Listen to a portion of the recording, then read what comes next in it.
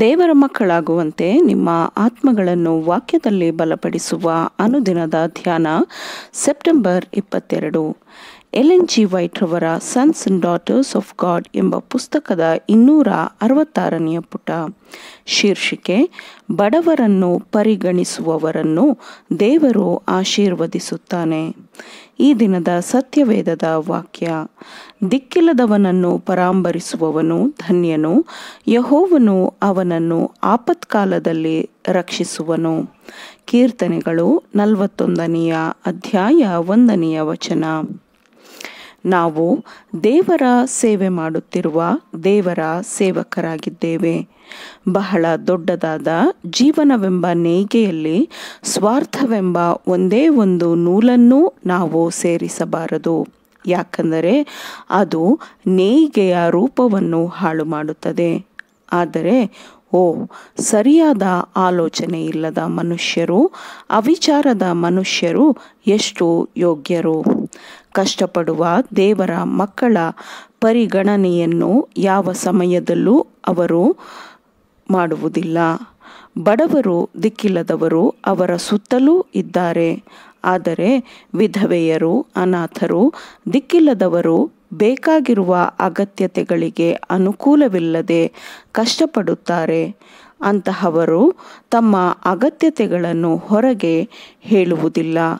ಅಂತಹ ದಿಕ್ಕಿಲ್ಲದವರನ್ನು ನೋಡಿಯೂ ಅವರಿಗಾಗಿ ಯೋಚಿಸದೆ ಅವರನ್ನು ಉದಾಸೀನ ಮಾಡಿ ಅವಿಚಾರಕರು ಮುಂದೆ ಹೋಗುತ್ತಾರೆ.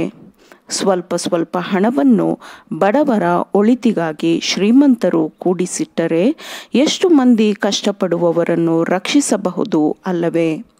ಪ್ರತಿಯೊಬ್ಬರೂ ಮತ್ತೊಬ್ಬರಿಗೆ ಕಾಳಜಿಯನ್ನು ಹೊಂದಿರುವುದು ತಮ್ಮ ಕರ್ತವ್ಯವೆಂದು ಅರ್ಥ ಮಾಡಿಕೊಳ್ಳಲಿ. ದೇವರ ಪ್ರೀತಿಯು ಎಲ್ಲರನ್ನೂ ಮುನ್ನಡೆಸಲಿ.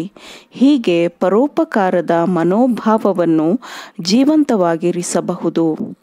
ದೇವರು ನಮ್ಮನ್ನು ತನ್ನ ಸಹಾಯ ಹಸ್ತವನ್ನಾಗಿ ಮಾಡುವ ಮೂಲಕ ನಮ್ಮನ್ನು ಮೆಚ್ಚುಗೆಗೆ ಏರಿಸುತ್ತಾನೆ.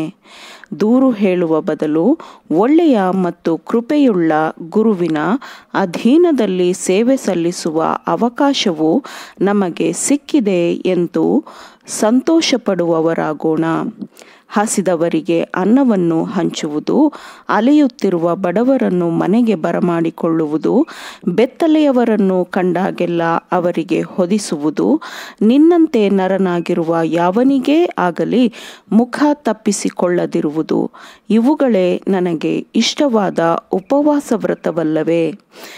ಇದನ್ನು ಆಚರಿಸುವಾಗ ನಿಮಗೆ ಬೆಳಕು ಉದಯದಂತೆ ಭೇದಿಸಿಕೊಂಡು ಬರುವುದು ಎಂದು ಯೆಶಾಯನು ಹೇಳುವುದನ್ನು ಕೇಳಿರಿ.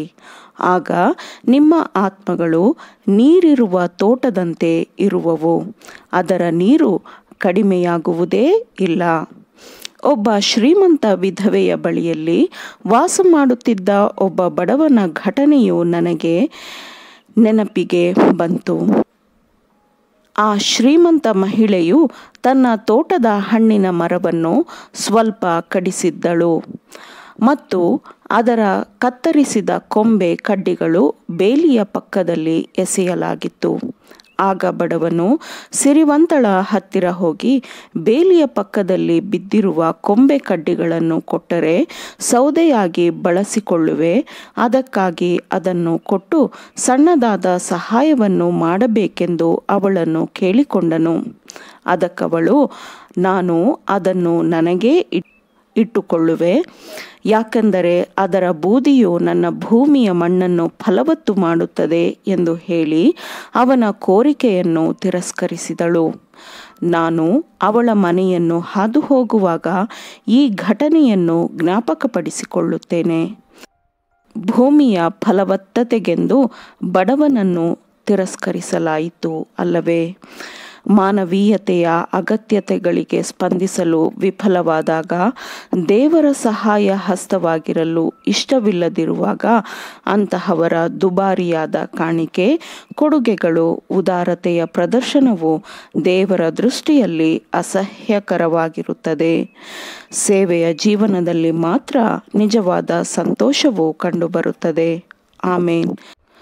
ದೇವರ ವಾಕ್ಯಗಳನ್ನು ಶ್ರದ್ಧೆಯಿಂದ ಆಲಿಸುವವರು ಪಾಲಿಸುವವರು ಆಗಬೇಕೆಂದು ನಿಮ್ಮನ್ನು ಉತ್ತೇಜಿಸುತ್ತೇನೆ. ಪರಿಶುದ್ಧಾತ್ಮನ ಸಹಾಯದಿಂದ ಆಲಿಸಿದ ನಿಮ್ಮೆಲ್ಲರಿಗೂ ಧನ್ಯವಾದಗಳು.